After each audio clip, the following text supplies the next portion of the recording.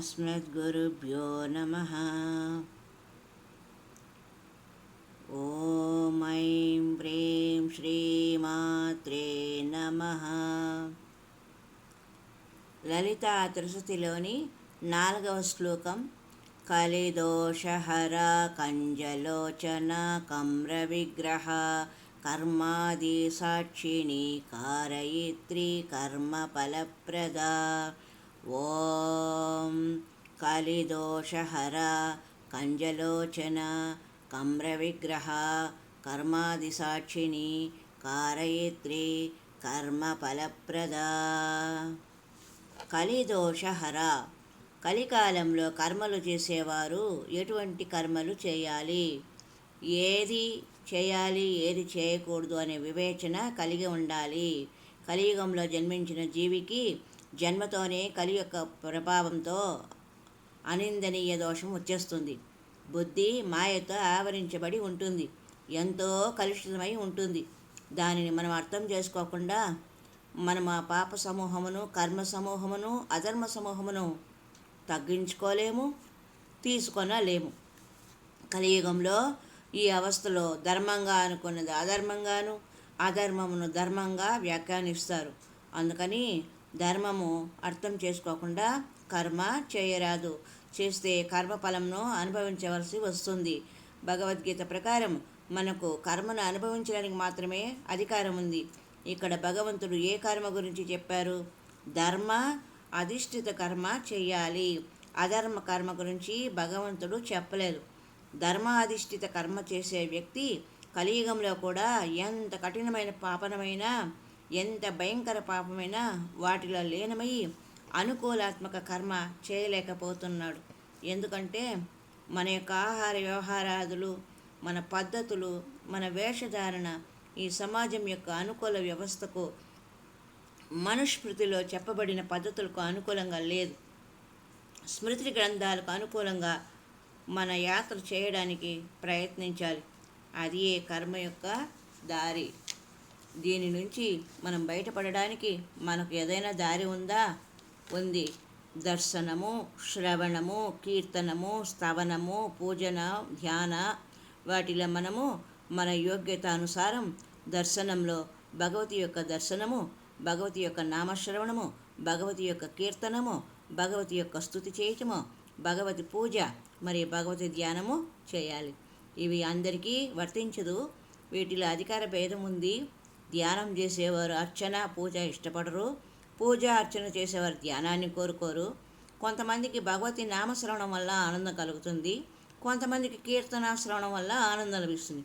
దీనిని మనము మన యొక్క పాత్రత అనుసారం తీసుకోవాలి. దీనితో మన యొక్క కలిదోషము హరించబడుతుంది. భగవతి కాళీమాత నల్లగా ఉంటుంది.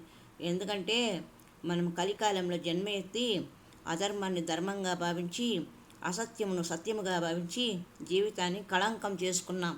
మనం మన కల్మషాలను, మనలోని ప్రతికూలాత్మక గుణాలను, ఆ నలుపును మన యందు మమతతో అమ్మ నలుపును తీసుకున్నది.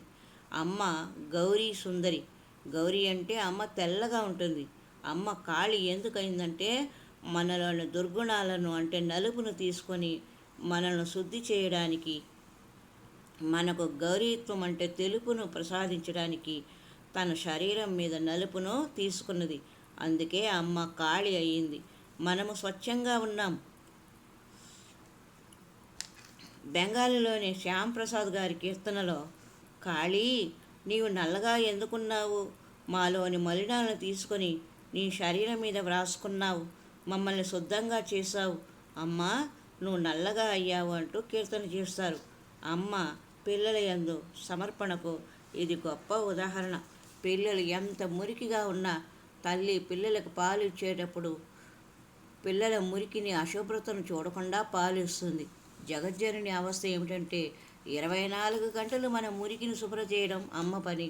అందుకని అమ్మ కలిదోషహర అయినది. మనం కలిదోషమునందు లీనమై కలిసిపోయి ఉన్నాం. మనం దాని నుంచి బయటకు రాలేని స్థితిలో ఉన్నాం. బయటకు వచ్చే ఉపాయం కూడా లేదు.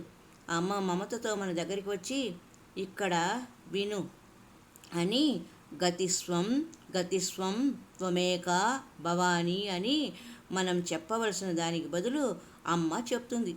నీవు జాగ్రత్తగా వింటే నీ లోపల ఆ శబ్దము నీకు వినిపిస్తుంది.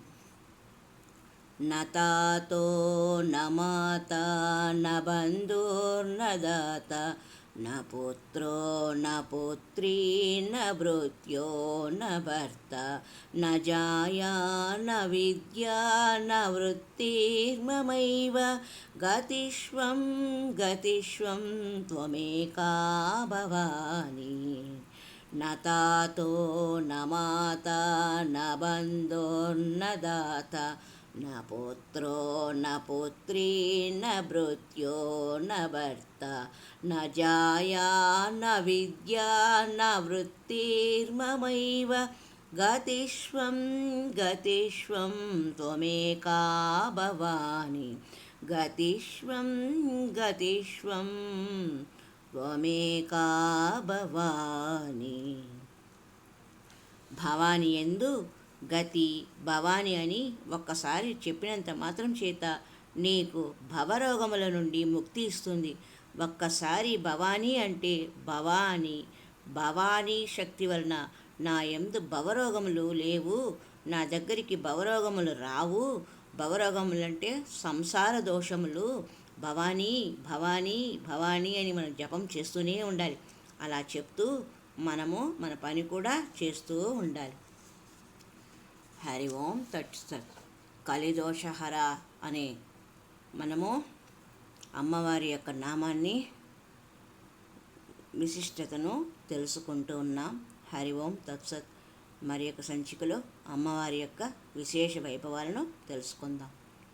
జై దుర్గా భవాని, జై భవాని, జై భవాని, జై భవాని.